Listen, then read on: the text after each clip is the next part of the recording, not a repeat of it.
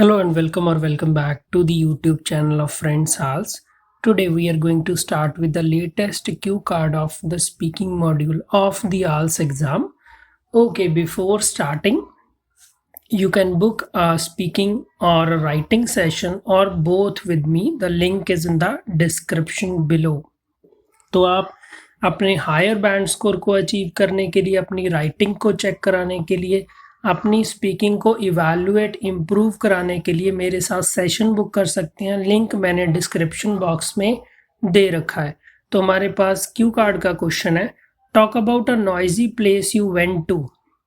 तो कोई ऐसी जगह यहाँ पे बहुत ज़्यादा शोर हो रहा था और आप गए। When and where it happened, who was with you, why it was so noisy। तो ये कहाँ और कब हुआ, आपके साथ कौन था और वहाँ पे इतना ज़्यादा शोर क्यों था। Finally how you felt there. तो स्पीकिंग के क्यू कार्ड में जब हम आल्स का क्यू कार्ड अटेंड करते हैं, जब हम स्पीकिंग देते हैं तो 1-on-1 एग्जामिनर के साथ होती है। एग्जामिनर नॉर्मली आपके सामने या फिर स्क्रीन पे होता है। तो उस केस में आपको क्यू कार्ड में फ़्लो बनाए रखना ज़रूरी होता है। और स्टूडेंट्स कॉमनली ये कंप्लेन करते हैं कि सर हमें लेंथ नहीं बन रही, हम एट अ स्ट्रेच माने कि लगातार नहीं बोल पा रहे। तो उसके लिए मैं स्टूडेंट्स को एक ही सजेशन देता हूँ कि आपके जो बुलेट पॉइंट्स दिए गए हैं, क्योंकि जब भी आप इसको रिस्पॉन्ड करेंगे, सबसे पहले आपको क्यू कार्ड का क्वेश्चन दे दिया जाता है और एक खाली शीट दे दी जाती है। तो जब ये आपको दे दी जाती है तो आपको प्रिपेयर करने के लिए 1 मिनट मिलता है। उसके बाद आपको इसके जब आप आंसर देते हैं, रिस्पॉन्ड करते हैं, तो ये क्वेश्चन और आपकी जो शीट है, जो आपने कुछ लिखा है, नोट्स बनाए, वो आपके सामने रहते हैं। तो अगर आप इसको सीक्वेंस में आंसर करेंगे, आप इसको एक क्यू कार्ड का क्वेश्चन ना लेते हुए, आपके सामने 4 क्वेश्चंस हैं, आप इसको 4 क्वेश्चंस के जैसे लेंगे तो आप देखेंगे आपकी लेंथ भी बनेगी और एक चीज़ होती है सीसी, वो उसमें भी आपको नंबर मिलेंगे। तो स्टार्ट करते हैं हमारे आंसर को। Today I am gonna talk about a market filled with lot of noise. तो मैं एक ऐसी मार्केट के बारे में बात करने वाला हूँ जहाँ पे बहुत ही ज़्यादा शोर गुल्ला था, बहुत ही ज़्यादा शोर था। तो अभी मैं यहाँ पे स्ट्रेस करना चाहूँगा, स्पीकिंग में आपको शॉर्ट फॉर्म यूज़ करना। लाइक आई हैव का हैव, आई एम का एम, इसका स्कोर मिलता है। तो नेक्स्ट लाइन ले लेंगे, last weekend I went to Delhi the capital of India with my entire family. तो पिछले वीकेंड पे सैटरडे संडे मैं दिल्ली गया, जो कि इंडिया का कैपिटल है, मेरी पूरी फैमिली के साथ। तो यहाँ पे हमने कॉमर्स में जो एनक्लोज किया है, जो एडिशनल इंफॉर्मेशन दी है, इसमें आपको पॉज लेना है। तो वीडियो के एंड तक बने रहिए। मैं आपको प्रॉपरली कैसे आपको एग्ज़ाम में पॉजेज लेके चलना है वो मैं आपको एक बार करके दिखाऊंगा, बोल के दिखाऊंगा। इसका भी आपका बहुत बढ़िया स्कोर है। आउट ऑफ द ब्लू मतलब कि जो नॉर्मल ना हो, जिसकी उम्मीद ना हो, तो ये ईडियम है, ईडियमेटिक लैंग्वेज का स्कोर होता है। My parents decided to pay a visit to Chandni Chowk market. तो मेरे पेरेंट्स ने डिसाइड किया कि चांदनी चौक मार्केट चलते हैं। Non for cost effective electronic items like gadgets, laptops. जो कि चांदनी चौक जानी जाती है इलेक्ट्रॉनिक आइटम्स के लिए, जैसे कि मोबाइल फ़ोन, लैपटॉप्स, ऐसा कुछ। कंटिन्यू कर लेंगे। I have heard from one of my friends who has been already there. तो मैंने आई हैव, तो ये फिर आपकी कॉन्ट्रैक्शन आ गई। मेरे को पता लगा था, मैंने सुना था अपने एक दोस्त से, who has been already there. तो देखिए ये आपका प्रेजेंट परफेक्ट कंटिन्यूस टेंस है। यहाँ पे भी आप ग्रामेटिकल रेंज एंड एक्यूरेसी को शो कर रहे हैं। That there is lot of hustle and बसल।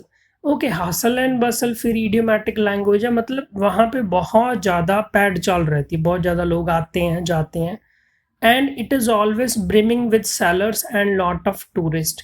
तो ब्रिमिंग विद एक्टिविटीज़ भी बोलते हैं, मतलब कि बहुत ज़्यादा वहाँ पे खरीदार भी आते हैं और बेचने वाले, या फिर टूरिस्ट भी आते हैं। तो अभी हम सिचुएशन को एक्सप्लेन करेंगे, स्टोरी डालेंगे। जब भी लेंथ बनानी हो आप उस चीज़ को एक्सप्लेन कीजिए, खुद को उस सिचुएशन में डालिए और एक्सप्लेन कीजिए। ऑन एंटरिंग, तो अंदर जाते ही, I almost turned deaf as number of sellers were shouting at the top of their voice. तो अंदर जाते ही मेरे को तो ऐसे लगा कि मेरे को सुनना ही बंद हो गया। तो क्योंकि बहुत जो बेचने वाले थे वो इकट्ठे ही एक ही अपनी पूरी आवाज पे, अपनी पूरी जितना वो ऊंची बोल दे सकते थे वो इस पे शाउट कर रहे थे। तो shout at the top of the voice मतलब है कि वो जितना ऊंचा बोल सकते, जितना गला फाड़ सकते हैं वो खाड़ फाड़ रहे थे। It was an overwhelming experience. तो ओवरवेलमिंग एक्सपीरियंस था, बिल्कुल सैचुरेट हो गया mind. As I was unable to distinguish one from another. तो कोई चीज़ का पता नहीं लग रहा था, आवाज़ का नहीं पता लग रहा था कि कौन क्या बेच रहा है, कोई क्या नहीं बेच रहा। लकीली अभी हमने यहाँ पे ट्विस्ट लिया है, कनेक्टर लॉजिकल लिया। I had my headphones with me. तो किस्मत से मेरे पास हेडफोन थे मेरे पास। That I had to put on to counter the situation. तो पुट ऑन का मीनिंग होता है पहनना, जो कि मेरे को फिर पहनने पड़े उस सिचुएशन से बाहर निकलने के लिए। काउंटर द सिचुएशन का मतलब होता है सिचुएशन से फाइट करना। Still I felt it as an uphill battle. फिर भी मेरे को लगा कि वो बहुत ही मुश्किल टास्क है। प्लस अभी देखिए हम additionally, moreover, furthermore writing में यूज़ करें बट स्पीकिंग में बेटर रहता है ऑल्सो, लाइक और प्लस जैसे कनेक्टर यूज़ करें। Plus the noise of engines of vehicles passing by further worsened the situation. तो जो इंजन थे, जो पास से व्हीकल गुजर रहे थे, उनके जो इंजन थे उससे भी बहुत ज़्यादा आवाज़ आ रही थी, जिससे सिचुएशन वर्स होगी। वर्स माने बस से बदतर होगी। पहले ही वो ऊंची ऊंची चला रहे थे, नॉइज़ लेवल बहुत हाई था और व्हीकल के इंजन की वजह से और ज़्यादा बढ़ गया। I was unable to understand why they were shouting when the buyers were unable to understand a single one of them. तो मेरे को समझ नहीं आ रहा था, मैं समझ नहीं पा रहा था कि वो इतनी जोर से क्यों चला रहे हैं, जबकि खरीदने वालों को तो एक का भी कुछ पता नहीं चल रहा था। I suppose most of the visitor felt on the horns of a dilemma. तो वेरी इंपॉर्टेंट, जब हॉर्न्स ऑफ अ डायलेमा एक ईडियम है, इसका मतलब कि डिफिकल्ट सिचुएशन। तो विजिटर को तो ऐसा ही लग रहा था कि कहाँ फंस गए हम। It took me about an hour to reach the other end of the market. मेरे को पूरा 1 घंटा लग गया मार्केट के दूसरे शोर पे पहुंचते हुए, दूसरी साइड पे जहाँ पे मार्केट ख़त्म हुई, विदाउट बाइंग एनीथिंग। तो मैंने फर्दर एक्सप्लेन कर दिया, मैंने खरीदा कुछ भी नहीं। Believe me it was a Sai of relief. मेरा विश्वास कीजिए मेरे को सुख का साह आया। तो साय ऑफ रिलीफ का मीनिंग होता है कि सुख का साह आना, एक डिफ़िकल्ट सिचुएशन से आप निकले अभी अभी और आपको जो संतुष्टि, खुशी जो मिलती है। It was the worst shopping experience of my life.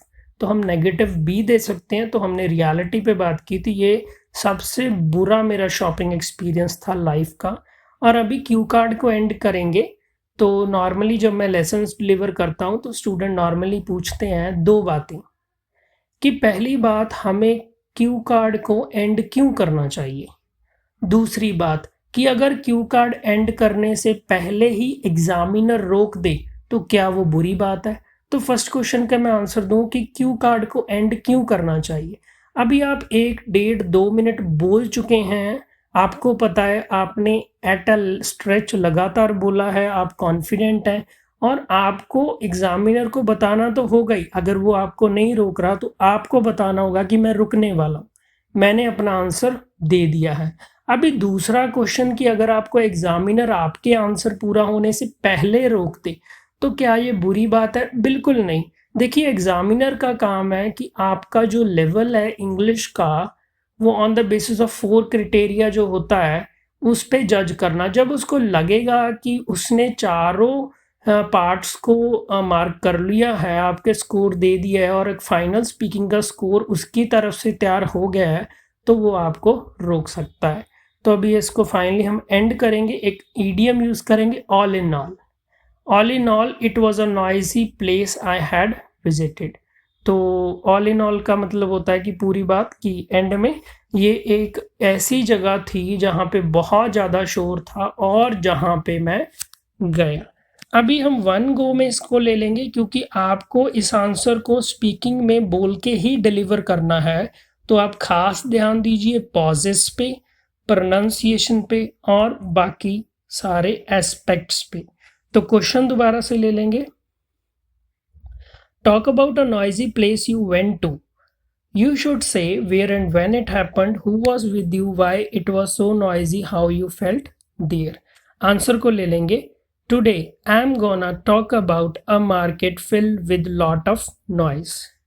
Last weekend I went to Delhi, the capital of India, with my entire family. Out of the blue, my parents decided to pay a visit to Chandni Chowk market, known for cost effective electronic items like gadgets, laptops, etc. I have heard from one of my friend who has been already there that there is a lot of hustle and bustle and it is always brimming with sellers and a lot of tourists. On entering, I almost turned deaf as numbers of sellers were shouting at the top of their voice. It was an overwhelming experience as I was unable to distinguish one from another. Luckily, I had my headphones with me that I had to put on to counter the situation. Still, I felt it as an uphill battle, plus the noise of engines of vehicles passing by further worsened the situation. I was unable to understand why they were shouting when the buyers were unable to understand a single one of them. I suppose most of the visitors felt on the horns of a dilemma. It took me about an hour to reach the other end of the market without buying anything. Believe me, it was a sigh of relief. It was the worst shopping experience of my life. All in all, it was a noisy place I visited. So this was answer to the latest cue card of IELTS. Don't forget to like, subscribe and share friends IELTS. Also आप writing और speaking session मेरे साथ book कर सकते हैं, link है description box में।